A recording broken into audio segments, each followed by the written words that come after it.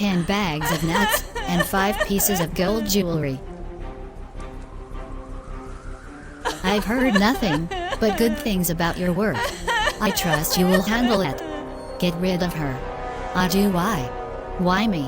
I'm your sister, your twin sister. Odie, scream, cry, it doesn't matter. No one can hear you out here. You may go in peace. Adu turned back to meet their brother Omo, who was waiting in the woods. You scared me. All set, the Great Witch is handling it. Soon, Odie will be out of the picture for good. The golden jars are ours now. How many gold coins do you think we'll get after selling them? All the girls in the kingdom will be chasing after me now. A lot of gold coins. We're rich, Omo. We have to keep this a secret. You must not tell anyone. Don't worry. When I think about how the parents gave her all the golden vases as an inheritance before they died, it drives me mad. They're ours now.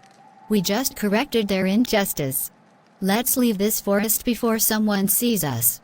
The pit is ready, my queen mother. Excellent. I hope it is very deep. Throw her in. I'm on my way to perform the rites. Stop, nobody, absolutely nobody can hear you. Throw her in, as I commanded. I feel like pushing. I think the baby is coming. But she did not tell me you were pregnant. I kept my pregnancy a secret throughout. I haven't told anyone I'm pregnant. Except my husband. I'm begging you. Help me bring my baby into this world. Don't let us both die. Please. Save my baby. I didn't know you were pregnant.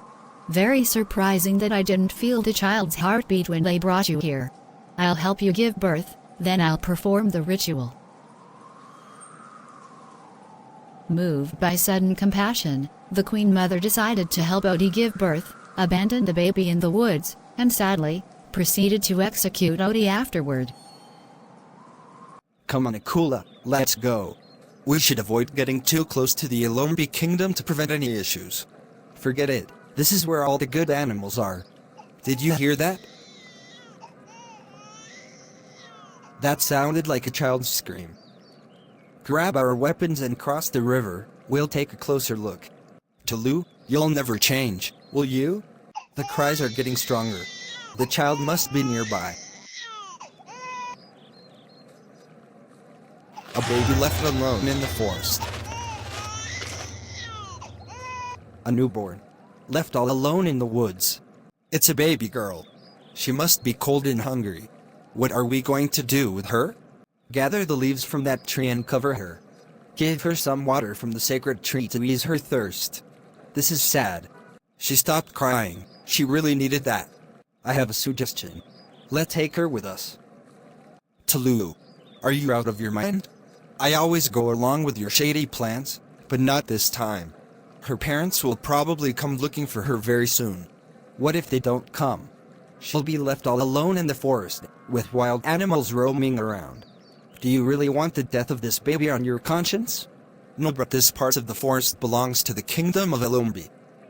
Let's do this. We'll hide nearby until noon, and if no one comes for her, we'll take her with us and take care of her. Not really feeling it, but all right. Let's do it.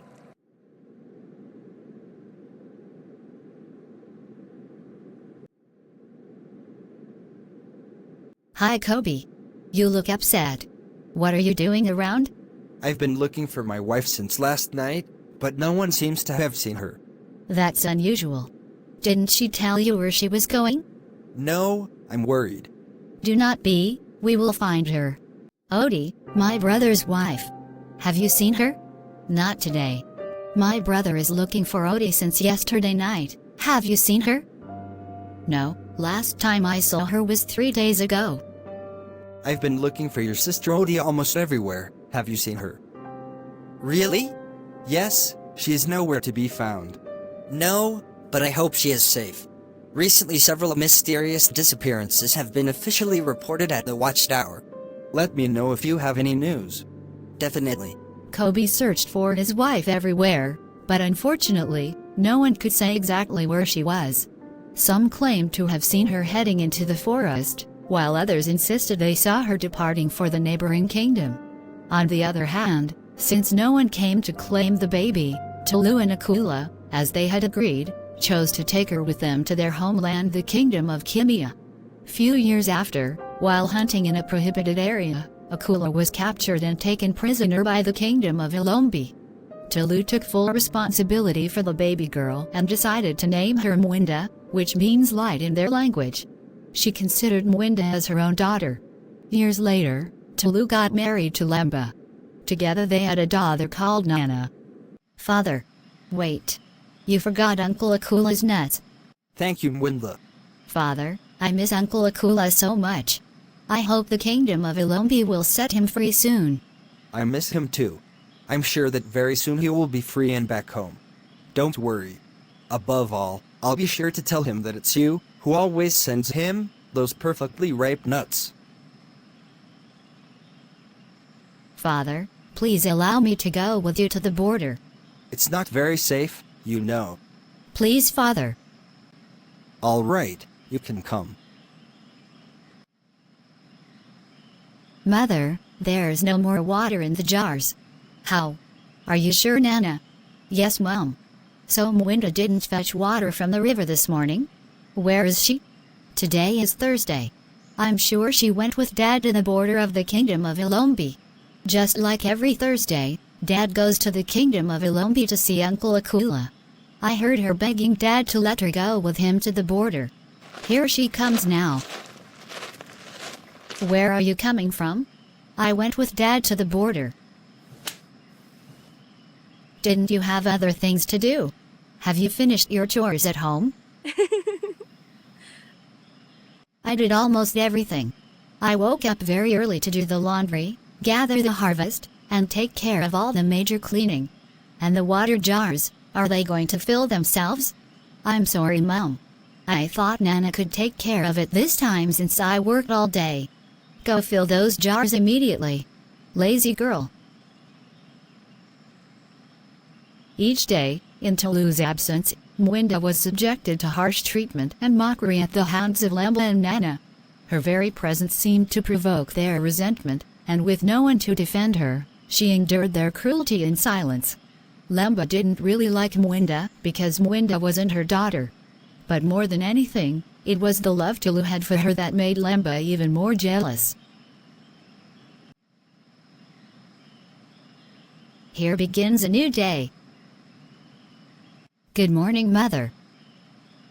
I'm not your mother. I see you wearing a new headpiece. Who gave it to you? These are the new headpieces Dad gave Nana and me yesterday. Aren't they beautiful, Mother? Give it to me. But Mother. Give it to me. Right now. But Mother, I'm going to the river, and I can't go without it. Take it off and give it to me, now.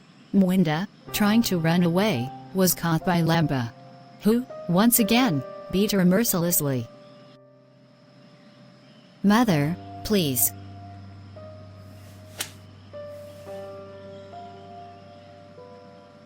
I'm not your mother.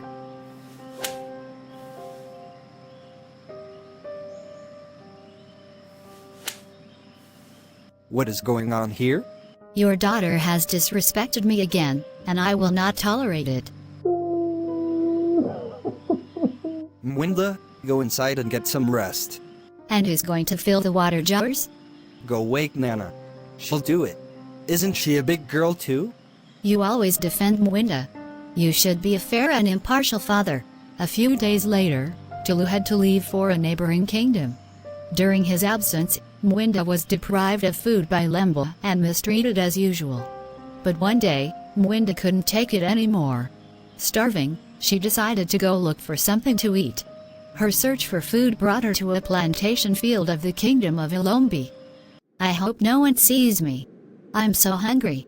These berries look perfectly ripe. I'll take a few, then go pick some mangoes. Who is that? Catch her. They've seen me. I need to get out of here. Mwinda took off running, chased by the soldiers of the Ilombi kingdom. She was eventually caught and brought before the official responsible for plantations and harvests, Mr. Obo, who happened to be on site that day. Mwinda then explained to Mr. Robo what she had been going through. What you are experiencing is truly unfortunate, young girl. However, entering our fields and taking without permission is considered an offense. But, from now on, you can come here whenever you need and take whatever you like. I'll give the soldiers clear orders about this. Thank you, sir. Thank you so much, sir. Pour in more water. Line 1. Chop them finely and incorporate them immediately into moist soil. Have you finished gathering your harvest, young girl? Yes, sir. Thank you so much, sir, for everything. Don't mention it. This farming technique is very special, quite different from anything I've seen before. Well, I've named this method biofumigation. Do you want to know more about how we cultivate? I would really love that. Mr. Robo was known as the most skilled cultivator in the kingdom of Ilombi. Even people from neighborhood kingdoms often came to seek his advice, because no one understood the land and how to grow things like he did. Mwinda was fortunate to learn how to cultivate under one of the best, if not the best. A few weeks went by, and Tulu came back from his trip, and things went back to normal. But Mwinda kept going to the nearby fields. She loved learning from Mr. Robo and never missed a chance. Until one day, Mr. Robo stopped showing up in the fields. Sadly, she would later learn that he had passed away.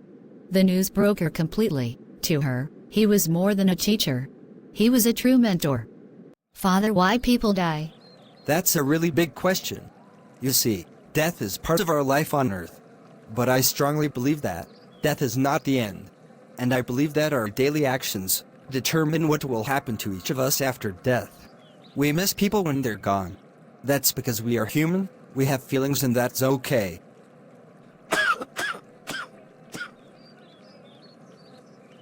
Father, are you okay? This cough is starting to worry me. I am completely fine. One thing I want you to always remember. When someone takes the time to teach you, whether it's wisdom, a skill, or even a life lesson, you must treasure it. That kind of knowledge is a gift, and it's not something you should take lightly or forget easily. Thank Father, I'll keep it with me. Mwinda, who had always cherished Tulu's guidance, had just heard without knowing it the very last words he would ever share with her. That same day, without warning, Tulu drew his final breath. Mwinda felt a part of her world collapse. Lampa blamed Mwinda for Tulu's death and kicked her out of the house. With nowhere else to go, Mwinda ended up sleeping in the woods, alone and heartbroken. Over the years, Mwinda often stared out at the old plantation fields of the Ilombi kingdom. But little by little, the land dried up, worn out by bad soil, until there was almost nothing left.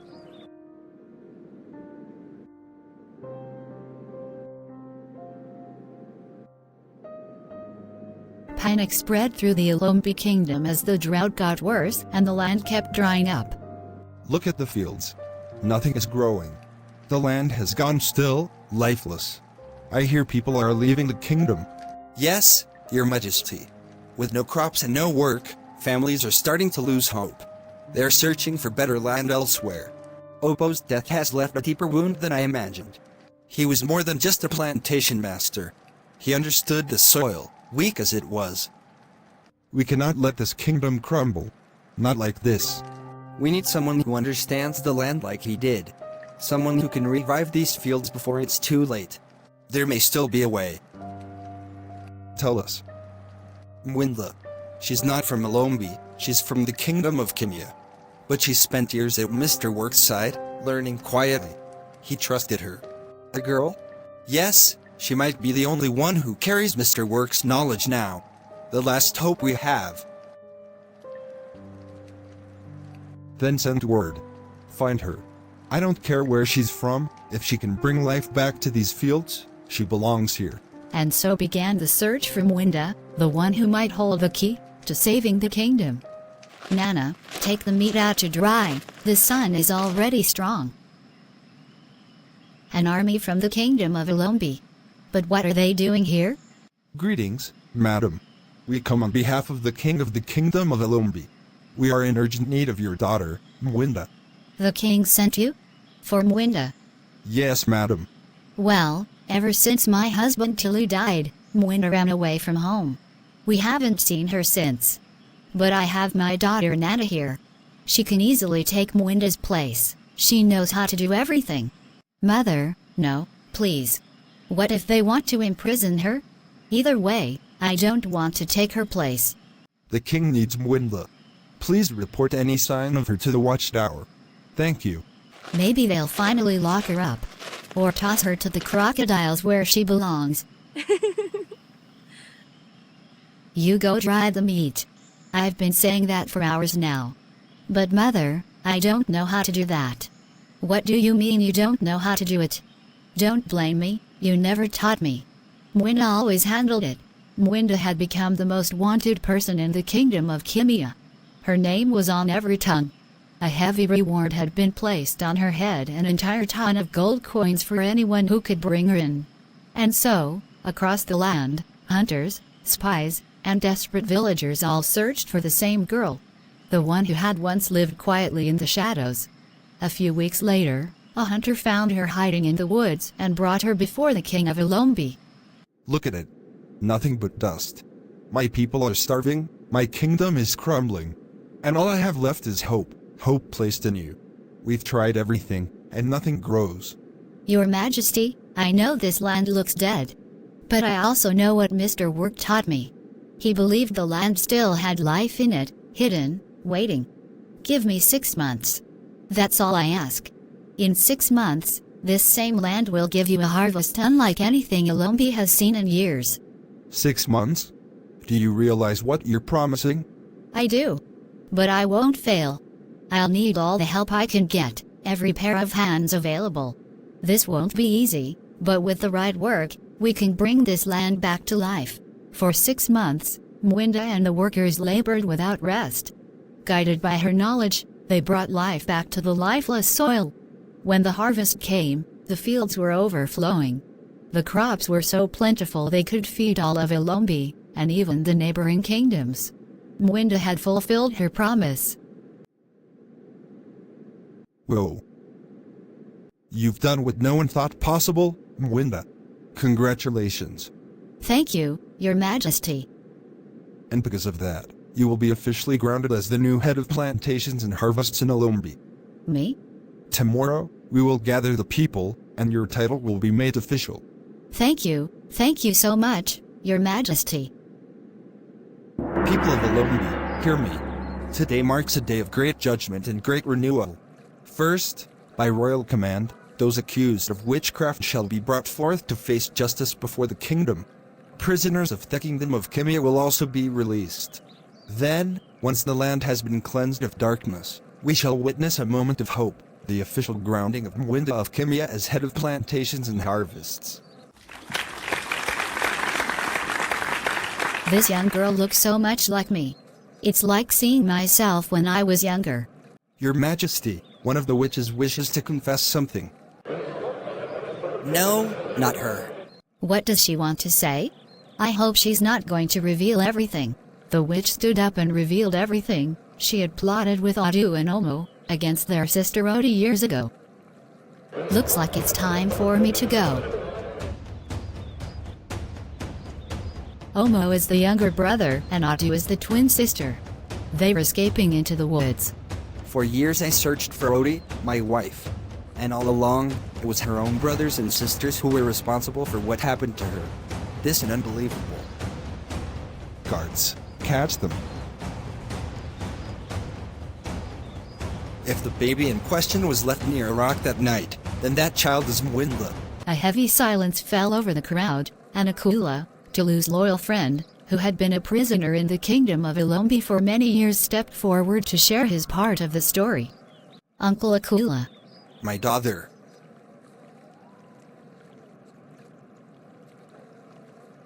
I knew it. She looked so much like me, that little girl. Kobe, go. Go see your daughter. I'm Kobe, your father. I'm sorry. Sorry I couldn't protect you.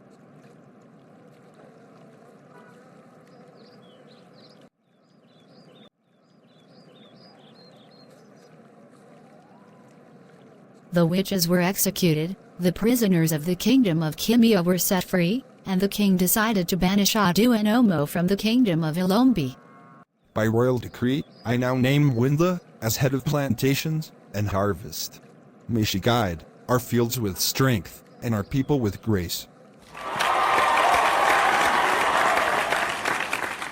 Adu, we're in this mess because of you. Be quiet. You never should have gone along with it. Stop complaining. Let's go find a place to hide.